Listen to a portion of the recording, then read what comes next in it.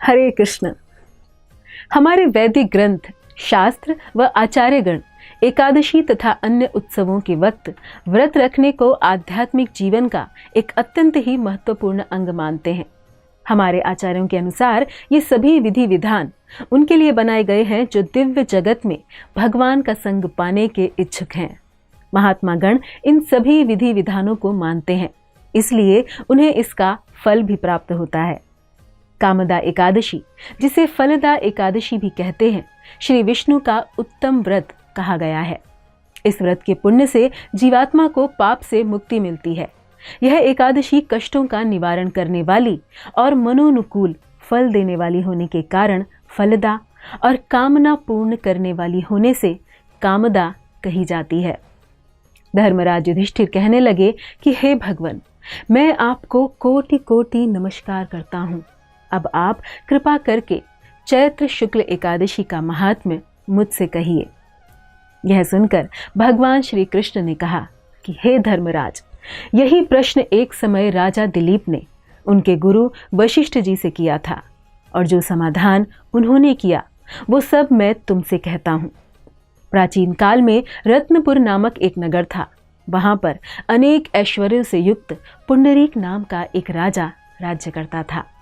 रत्नपुर नगर में अनेक अप्सराएं, किन्नर तथा गंधर्व वास करते थे। उनमें से एक जगह ललिता और ललित नाम के पति पत्नी अत्यंत वैभवशाली घर में निवास करते थे। उन दोनों में अत्यंत स्नेह था, यहाँ तक कि अलग अलग हो जाने पर दोनों व्याकुल हो जाते थे। एक समय पुंडरीक की सभा में अन्य गंधर्वों सहित ललित भी गान कर रहा था। गाते गाते उसको अपनी प्रिय ललिता का ध्यान आ गया और उसका स्वर भंग होने के कारण गाने का स्वरूप ही बिगड़ गया।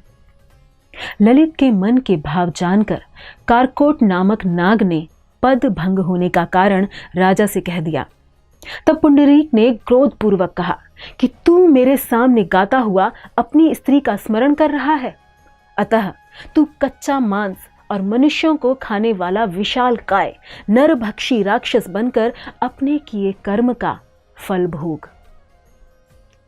पुंडरीक के श्राप से ललित उसी क्षण एक महाकाय विशाल राक्षस में परिवर्तित हो गया। उसका मुख अत्यंत भयंकर तथा उसके मुख से अग्नि भी निकलने लगी। उसकी नाक पर्वत की कंदरा के समान विशाल हो गई और गर्दन पर्वत के समान लगने लगी। सिर के बाल पर्वतों पर खड़े हुए वृक्षों के समान लगने लगे तथा भुजाएं अत्यंत लंबी हो गईं। इस प्रकार राक्षस होकर वह अनेक प्रकार के दुख व यातनाएं भोगने लगा। जब उसकी प्रियतमा ललिता को यह वृत्तांत मालूम हुआ तो उसे अत्यंत खेद हुआ और वह अपने पति के उद्धार का यत्न सोचने लगी। वह राक्षस अनेक प्रकार के घोर दुख सहता हुआ घने वनों में रहने लगा।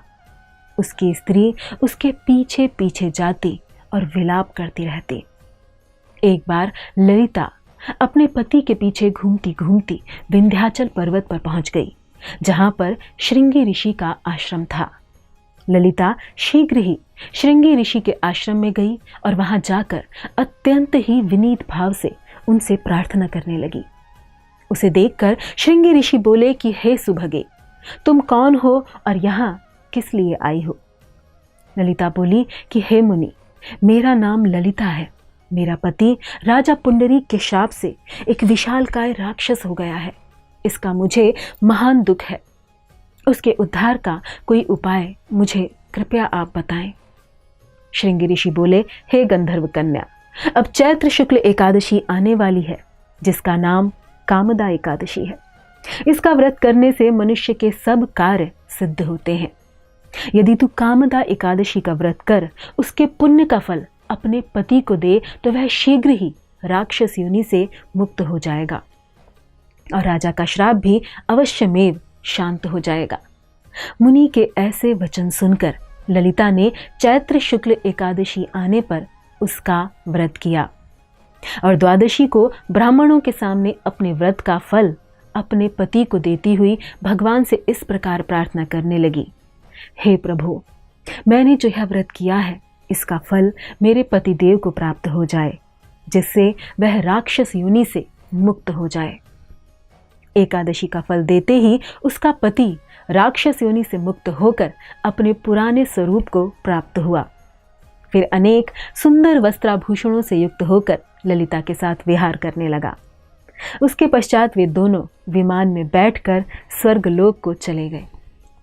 इस प्रकार वशिष्ठ मुनि कहने लगे कि हे राजन, इस व्रत को विधि पूर्वक करने से समस्त पाप नाश हो जाते हैं तथा राक्षस आदि की भी योनि छूट जाती है। संसार में इसके बराबर कोई और दूसरा व्रत नहीं है। इसकी कथा पढ़ने या सुनने से वाजपेयी यज्ञ का फल प्राप्त होता है। वास्तव में हर एकादशी का पुण्य अपार है। एकादशी का व्रत करने से लोग पापों से मुक्त होकर भव सागर से तर जाते हैं।